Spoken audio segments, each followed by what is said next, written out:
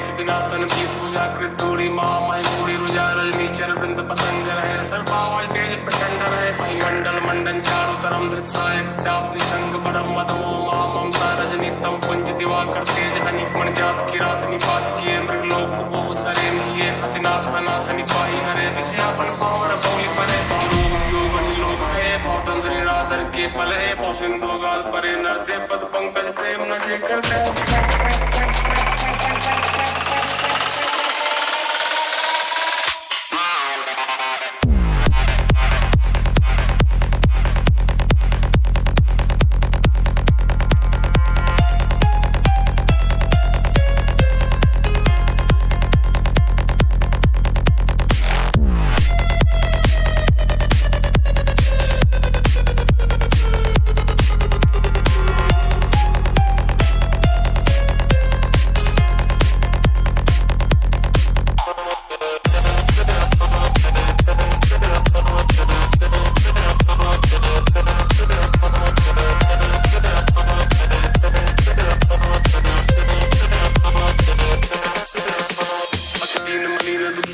जिनके पद पंकज प्रीति नहीं अवलंब भवंत कथा जिनके प्रिय संत अनंत सदा तिनके नहीं राग न लोभ न मानव दा तिनके सम वैभव वापि बता थे तब सेवक होत मुदा मुनि त्यागत जोग भरोसा सदा कड़ी प्रेम निरंतर नेम लिए पद पंकज सेवत सुत ही है सम्मान निरादर आदर ही सब संत सुखी विचरंति वही मुनि मानस पंकज पिंक भजे रघुवीर महारंधीर अजय दो नाम जपामि नमामि हरि भवरोग महाकदमान हरि शील कृपा परमायतनम प्रणमामि निरंतर श्रीरमणम रघुनंदन निकंदय द्वंदतनम महिपाल विलोकय दीन जनम।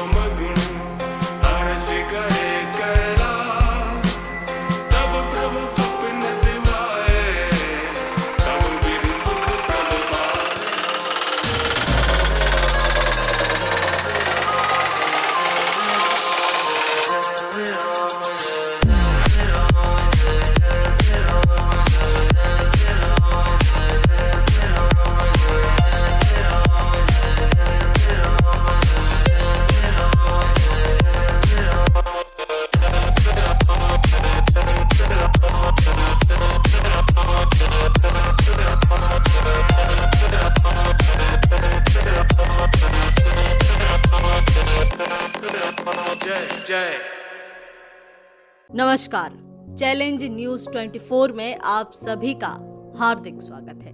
हमारे चैनल के द्वारा आप सभी तक हमारे बुंदेलखंड क्षेत्र के छोटे और बड़े, नवीन व प्राचीन, अद्भुत व अलौकिक, अद्वितीय, आबादी से दूर देखरेख के अभाव में जीर्ण शीर्ण हो रहे भव्य मंदिरों तक श्रद्धालुओं का जन सैलाब पहुंचाने का प्रयास, व अपनी महत्वता को खो रही व अपनी अलौकिक शक्तियों का प्रचार प्रसार न हो पाने की वजह से श्रद्धालुओं का आवागमन नाम मात्र के लिए ही बचा है।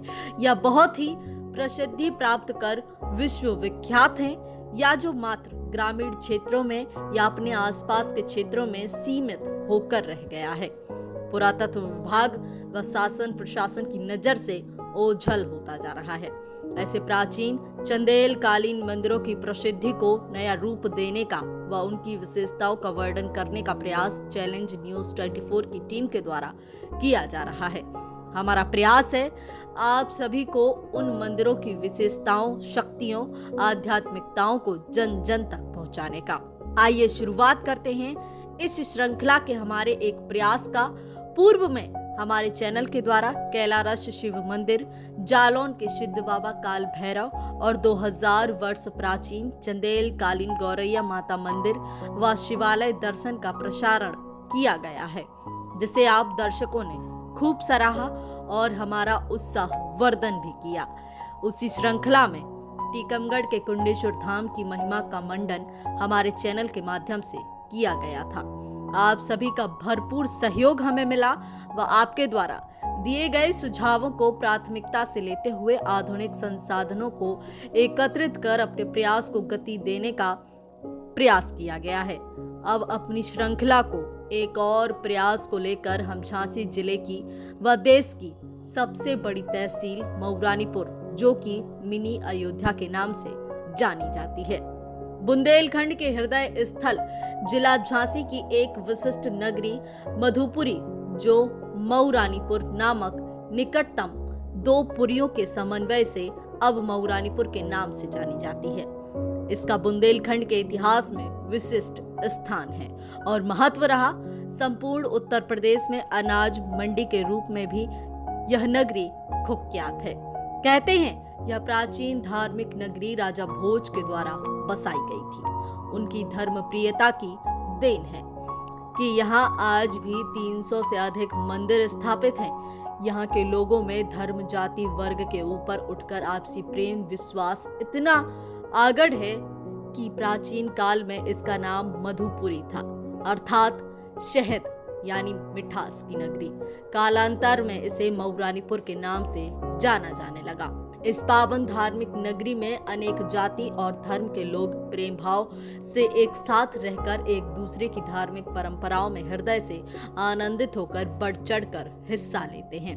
राजा भोज की नगरी में स्थित मंदिरों की महिमा मंडन करने के अपने प्रयास से पूर्व सभी चैलेंज न्यूज 24 के दर्शकों को चीफ एडिटर मंगल सिंह सेंगर की ओर से सादर नमस्कार।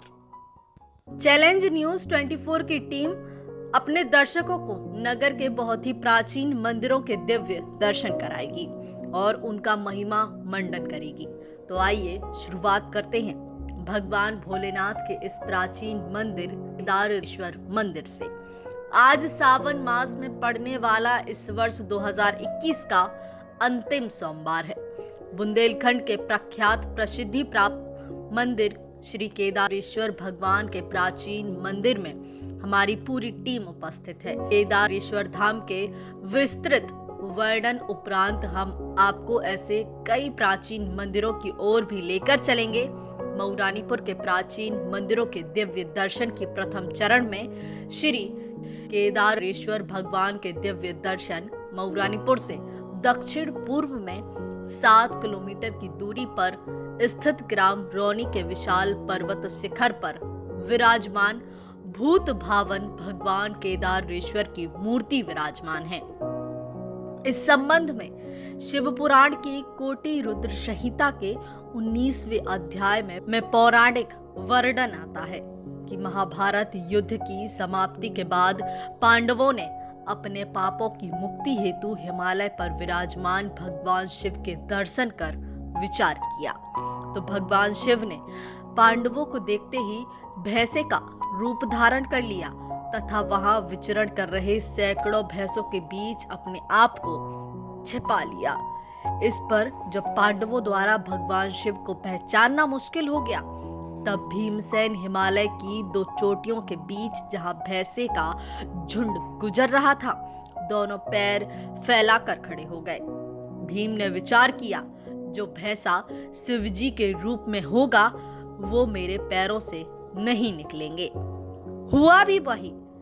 जब सभी भैंसे निकल गए तो भीमसेन ने तुरंत भैंसे स्वरूप शिवजी के पैर पकड़ लिए, छलांग लगाई तो भगवान शिव पर्वत शिखाओं के मध्य दलदल के अंदर प्रवेश कर गए और भीमसेन के हाथ सिर्फ भैंसे की पूंछ ही आ सकी। जिस स्थान पर भैंसे स्वरूप भगवान शिव की पूंछ भीम के हाथों में आई, उस दलदल वाले स्थान का नाम केदारेश्वर पड़ा और भगवान शिव का स्थान होने के कारण उक्त स्थल केदारनाथ कहलाता है।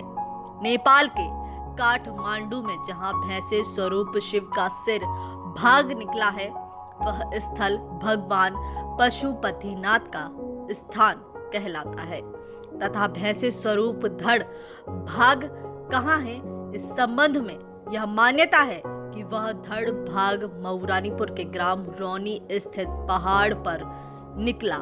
इस कारण इस पर्वत पर स्थित होने के कारण इस जगह का नाम केदारेश्वर पड़ गया। इस संबंध में मान्यता है जब तक भगवान केदारेश्वर के दर्शन कर लिए जाएं, तब तक उत्तरांचल के केदारेश्वर, केदारनाथ एवं नेपाल के काठमांडू स्थित पशुपतिनाथ के दर्शन का पूरा पुण्य लाभ नहीं मिलता। इसलिए तीनों देव स्थानों के दर्शन उपरांत ही पूर्ण फल की प्राप्ति होती है। अब से करीब 600 वर्ष पूर्व 1470 ईस्वी में चंदेलों ने भगवान केदारेश्वर की प्रतिमा के चारों ओर अद्भुत नक्काशीदार शिलाखंडों को जोड़कर यह मंदिर बनाया था। उसी काल में कुछ पर्वत शिलाओं को काटकर सीढ़ियां बनाई गई थीं। यह प्रतिमा किसी कारीगर द्वारा बनाई गई नहीं, बल्कि यह प्रतिमा प्राकृतिक ही है एवं इतनी मजबूत है कि मुगल शासक औरंगजेब के सैनिकों ने इस प्रतिमा को तोड़ने का काफी प्रयास किया, किंतु हिला तक ना सके। प्रतिमा पर 1-2 स्थलों पर छेनी के निशान स्पष्ट रूप से दिखाई देते हैं। यहाँ की एक और मान्यता है कि कोई भी व्यक्ति सबसे पहले जल नहीं चढ़ा पाता, क्योंकि शाय काल में कोई सिद्ध बाबा नाम के देवऋषि यहाँ पूजा अर्चना करने आते हैं। उन्हें किसी ने नहीं देखा, किंतु उनकी उपस्थिति का आभास कुछ नैतिक साधकों को हुआ है। मंदिर परिसर में कई देव स्थल भी हैं जिनकी स्थापना की गई है। बुंदेलखंड का यह स्थल वह स्थल है जहां आज भी देवी देवता पूजा अर्चना करने के लिए आते हैं। वर्तमान में मंदिर के प्रधान पुजारी श्री मुन्नी महाराज हैं व अन्य पुजारी साकेत गिरी, लल्लन गिरी, महंत बुद्धन गिरी, महाराज गिरी, विशाल गिरी, जो मंदिर की पूजा अर्चना व देख रेख करते हैं। प्रधान पुरी जी ने बताया कि वह किशोरा अवस्था से ही यहाँ पूजा अर्चना करने आ रहे हैं और यह उनकी 21वीं पीढ़ी है, यानी 21 पीढ़ियों से मुन्नी महाराज के पूर्वज भगवान भोलेनाथ की सेवा करते आ रहे हैं। यह परम सौभाग्य की बात है। पुजारी जी ने बताया कि सावन के महीने भर प्रतिदिन केदारेश्वर भगवान का रुद्राभिषेक किया जाता है व 1 माह के निरंतर अखंड रामायण का संगीतमय पाठ कराया जाता है। यहाँ चुरारा कमेटी और चितावत कमेटी की अहम सक्रियता नजर आती है। सावन मास के अंतिम सोमवार को विशाल भंडारे का आयोजन प्रतिवर्ष होता है, जिसमें 21 ग्राम पंचायतों से लोग प्रसाद पाने के लिए आते हैं। इस विशाल पर्वत के चहुओर पचवई, रौनी, मढ़ा, हीरापुर, सिमरवारा जैसे गांव बसे हुए हैं। केदारेश्वर महाराज का प्रति प्रदोष के भव्य श्रृंगार किया जाता है। प्रतिवर्ष 9 दिवसीय राम कथा का आयोजन नगरवासियों व क्षेत्रवासियों को इस प्रसिद्ध स्थल पर खींच लाता है। पप्पू सिरोठिया अनुष्ठान शास्त्रीय ब्राह्मण हैं जो मंदिर के प्रमुख पुजारी हैं। उद्गमित शिवलिंग के दर्शन मात्र से ही 7 जन्मों के पापों से मुक्ति मिलती है और कल्याण होता है। सांसारिक सुख सुविधाओं की पूर्ण प्राप्ति केदारेश्वर महाराज की कृपा से हो जाती है। केदारेश्वर धाम एक अद्भुत देव स्थान है। यह पूरे बुंदेलखंड में ऐसा तीर्थ स्थान है जिसमें शिव जी की सन्मुख नंदी जी विराजमान नहीं हैं। मंदिर परिसर की अन्य प्राण प्रतिष्ठा मूर्तियों की श्री सीता रसोई, श्री हजारेश्वर महादेव, श्री मतंगेश्वर, श्री गुप्तेश्वर, श्री भैरव बाबा, श्री हनुमान जी महाराज, श्री दुर्गा जी, श्री गणेश मंदिर, माता श्री संतोषी व परिक्रमा पृष्ठभाग में श्री वीरभद्र जी की स्थापना है। क्या नाम है आपका? लकी रमेनिया। रमेनिया जी, आप कहाँ के निवासी हैं? हम मऊरानीपुर के निवासी यहाँ पे प्रातः पिछले 4 सालों से यहाँ पे बराबर पूजा सेवा विद्यमान है। हम लोगों की टीम यहाँ पर रोज प्रतिदिन सुबह 3 बजे आके पूजा करते हैं हम लोग। और इस समय श्रावण मास में हम लोग यहाँ पे एक अनुष्ठान कर रहे हैं। जो अनुष्ठान हम लोग बगल वाले कमरे में बैठ के कर रहे हैं। सुबह से जल चढ़ता है, बेलपत्ती चढ़ती है, शाम को आरती में आती है। आज सावन का आखिरी सोमवार है। आज सावन का आखिरी सोमवार। आज के दिन क्या कोई विशेष कार्यक्रम जो भीड़? आज यहाँ पर नीचे एक विशाल भंडारा होता है जिसका आयोजन किराए से सेवा समिति की तरफ से किया गया है। राम कथा की पूर्ण आहुति होती है। तो आज सावन का लास्ट सोमवार, तो काफ़ी सारे भक्त तो अगल बगल के गांव के लोग यहाँ पर परिक्रमा लगाने के लिए, पूजा पाठ करने के लिए आते हैं। और दर्शनार्थी जो मंदिर प्रांगण में हमें मिले हैं और ये शायद किस कमेटी के भी सदस्य हैं, तो बात करते हैं पंडित जी से। जी पंडित जी, क्या नाम है आपका? दिलीप कुमार मिश्रा। मिश्रा जी? हाँ। मिश्रा जी कहाँ के निवासी हैं? मऊरानीपुर के निवासी हैं मिश्रा जी, और वर्षों से यहाँ ये भी दर्शन करने के लिए आते हैं और श्रवण मास में तो प्रतिदिन दर्शन के लिए आते हैं। तो और इनसे जानकारी लेते हैं थोड़ी यहाँ के बारे में। जी, हम लोग हर साल सावन पे आते हैं। 30 दिन प्रतिदिन यहाँ पर पूजा अर्चना करते हैं और हर प्रदोष पर भव्य श्रृंगार का आयोजन करते हैं। पंडित जी, अभी हमें एक महाराज जी से हमारी बात हुई थी, उन्होंने बताया था कि यहाँ पर रुद्राभिषेक होता है। तो ये कब होता है? रुद्राभिषेक होता है प्रदोष पर और पंडित जी प्रतिदिन करते हैं। ये बाजू में एक शाला बनी हुई है, इसमें हम देख रहे हैं कि यहाँ पर संकीर्तन चल रहा है। हाँ। तो क्या ये निरंतर? नहीं, अभी ये महीना भर ही हुआ है। एक माह के लिए? हाँ, एक माह के लिए। अखंड रामायण पाठ हो रहा है? हाँ, अखंड रामायण पाठ हो रहा है।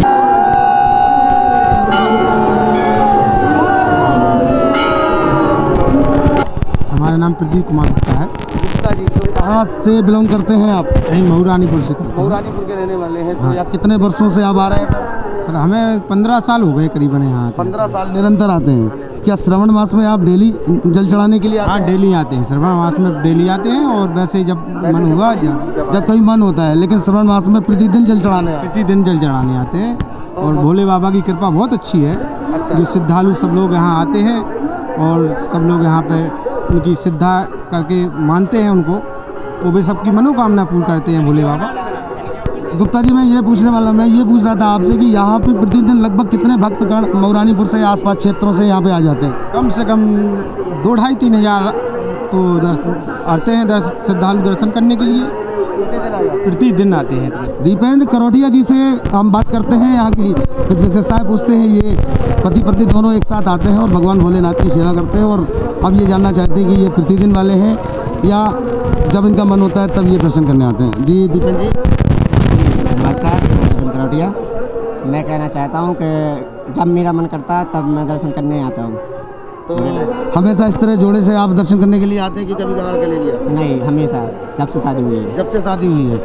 तो बहुत खुशहाल हैं आप, भोलेनाथ की बड़ी कृपा है आपके ऊपर। आप कुछ बोलेंगे? जी, क्या जानती हैं आपके बारे में?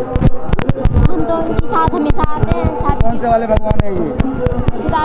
केदारेश्वर जी हैं। जो जानती हैं आप केदारेश्वर? हाँ। यहाँ से जो भी मांगो मन्नत पूरी होती है। हाँ। तो आपने कुछ जो भी मांगा होगा सब पूरा होगा आपका। हाँ। तो कभी कभार आते हैं कि हर सोमवार को आते हैं? नहीं, अभी तो हम इसी वाले सोमवार को आए। इसी वाले सोमवार हाँ। को आए हैं। वैसे तो आते जाते रहते हैं। वीरेंद्र कुमार सेन। सैन साहब, यहाँ पे आप कितने वर्षों से दुकान लगा रहे हैं? 7 वर्षों से। 7 वर्षों से हर वर्ष आते हैं? हर वर्ष मेले कब कब लगते हैं यहाँ पे? अमावस में लगता है और सोमवार ये रक्षाबंधन में पूरे 1 महीने लगता है। 1 महीने लगता है। ये रक्षाबंधन इसको श्रवण मास बोलते हैं। ये सावन का महीना है। सावन का महीना। इसमें पूरे 1 महीने लगता है। 1 महीने तक आप निरंतर आ रहे हैं। निरंतर। तो क्या रात को यहीं रुक जाते हैं फिर आप? नहीं, घर चले जाते हैं, सुबह आ जाते हैं। सुबह वापस आ जाते हैं। क्या क्या आप सामग्री आप बेच रहे हैं? ये श्री चंदन माहौर ये क्या रेट से देते हैं आप? 10 का टोला है, 20 का टोला है, 5 का टोला। ऐसा तो नहीं कितने ऊंचाई पे आकर थोड़ा रात में नहीं, रेट बढ़ जाते हैं? नहीं। यही बाजार में मिल जाता है। नमस्कार विनायक जी। बहुत बहुत धन्यवाद आपको। हमारा ये सौभाग्य है कि आज हम यहाँ आए थे तो उस बीच हमारी आपसे भेंट हो गई।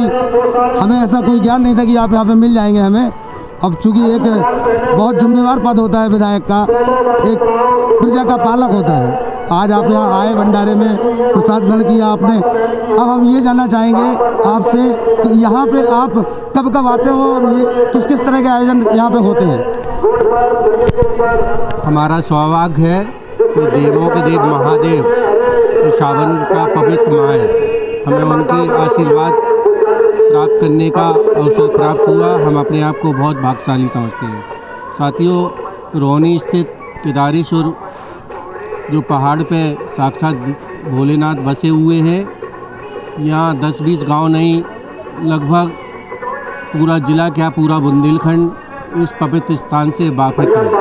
और यह जिसको भी आने का मौका मिला निश्चित ही उसे पुण्य लाभ प्राप्त हुआ है। साथियों, आज केदारेश्वर मंडल समिति के द्वारा लगातार चौथे दिन यहाँ विशाल भंडारे का आयोजन किया जा रहा है, जिसमें हजार श्रद्धालुओं को इसमें प्रसाद ग्रहण करने का मौका मिला। और साथियों, यहाँ पे लगातार यहाँ विकास के लिए चाहे हमारी पत्नी डॉक्टर रश्मि यार पहली बार ब्लॉक प्रमुख बनी, नीचे ब्लॉक के द्वारा कम से कम 400 मीटर सीसी उस समय कराने का काम किया। जब समाजवादी पार्टी की सरकार बनी तो यहाँ पर जिला पंचायत के द्वारा यहाँ पर रोड की व्यवस्था की गई।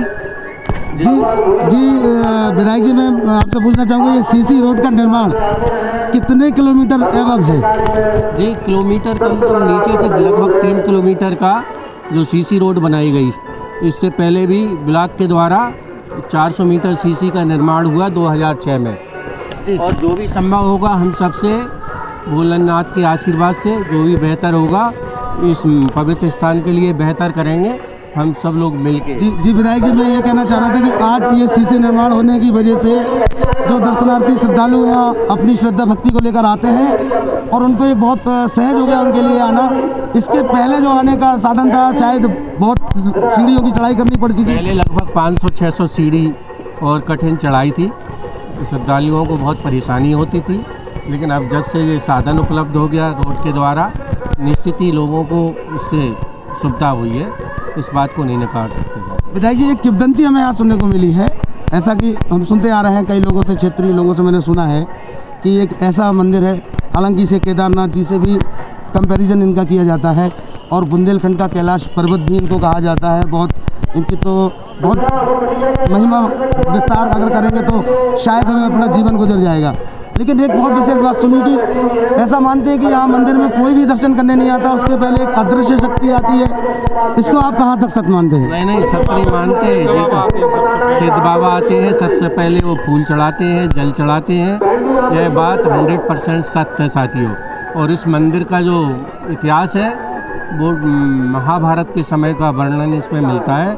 और जो गेट है वो चंदेलकालीन गेट आज भी लगा हुआ है मंदिर, इसलिए बड़ा इतिहास है, हजारों सैकड़ों वर्ष का इतिहास है इस मंदिर का। ऐसा बताया जाता है कि जब पांडव अपने वनवास काट रहे थे और कौरवों से उनको जो है निकाल दिया गया था, अपने राज्य से निष्कासित कर दिया गया था, उस समय यहाँ पर जो है जो मूर्ति उद्गम हुए, शिव जी की स्थापना भी बताई जाती है और उद्गम स्थल भी बताया जाता है। सबकी अपनी अपनी राय, अपनी अपनी जानकारी, जितनी जानकारी हमें आज क्षेत्रीय जनता से मिली, हमारे पूर्व विधायक डॉक्टर रश्मि यार जी, प्रतिनिधि पप्पू सेठ जी और इनके शासनकाल में बहुत ही मऊरानीपुर नगर में विकास करवाया गया है। जो मऊरानीपुर नगर में सीसी निर्माण जितना भी हुआ है, आप अभी मऊरानीपुर का भी हम आपको दिखाएंगे वीडियो, उसमें आपको मऊरानीपुर का विकास स्पष्ट रूप से दिखाई देगा। मऊरानीपुर एक ऐतिहासिक नगरी है, हजारों मंदिरों की तपोभूमि, और इस मऊरानीपुर में जितने मंदिर हैं मैं समझता हूँ इसको मिनी अयोध्या के नाम से भी जाना जाता है। बहुत अच्छा अनुभव, बहुत अच्छी बातें साझा हुई हमारे पूर्व विधायक जी से, और हम विधायक जी से विदाई लेते हैं और आगे का कार्य अपना करते हैं। विशाल भंडारे में हजारों लोग आए हुए हैं, भोजन की परिपूर्ण व्यवस्था की गई है, लगातार भंडारा चल रहा है। जानकारी के अनुसार 29वां विशाल भंडारा ये हो रहा है, जो कि सार्वजनिक सहयोग से होता है। विशाल भंडारा जो होता है क्या व्यक्तिगत है?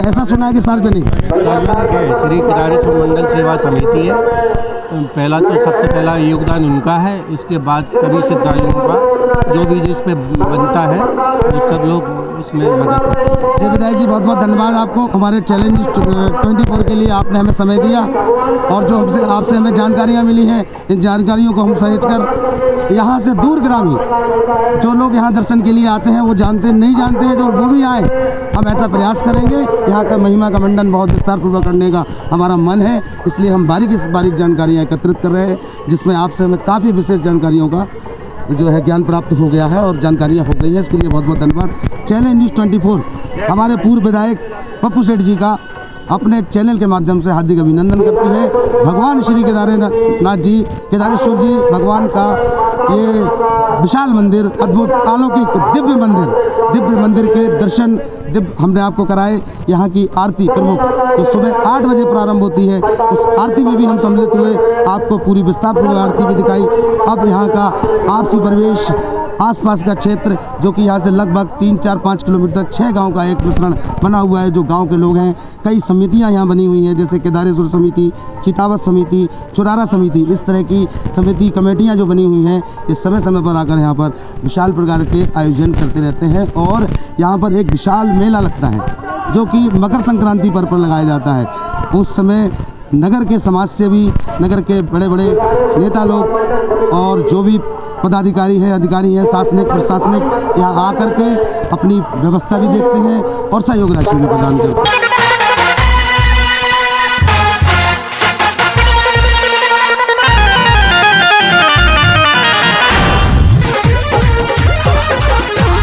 जय जय भोले जय जय शिव, जय जय भोले जय जय शिव, जय शिव जय जय भोले जय जय भोले। गुरु वाले तेरे नाम के हम दीवाने, तेरे नाम के हम दीवाने, तेरे नाम के हम दीवाने, हम दीवाने तेरे नाम के।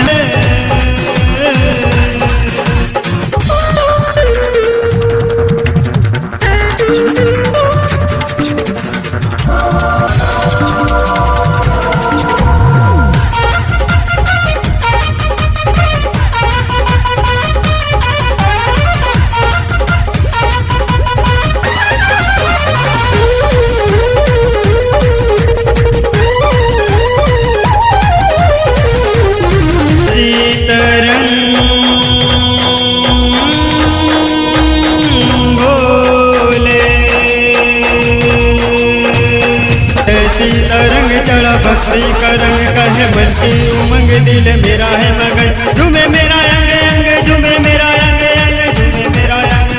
जय जय भोले जय जय शिव, जय जय भोले जय जय शिव, जय जय भोले जय जय शिव।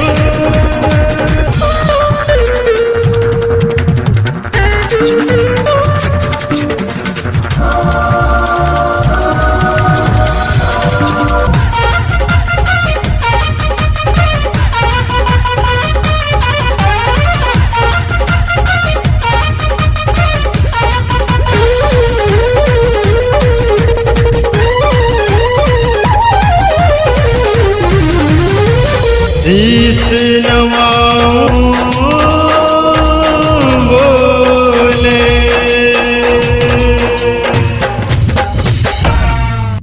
शीश नवाऊं बोले तुझको बुलाऊं, शीश नवाऊं बोले तुझको बुलाऊं, शीश नवाऊं बोले तुझको बुलाऊं। जय जय जय जय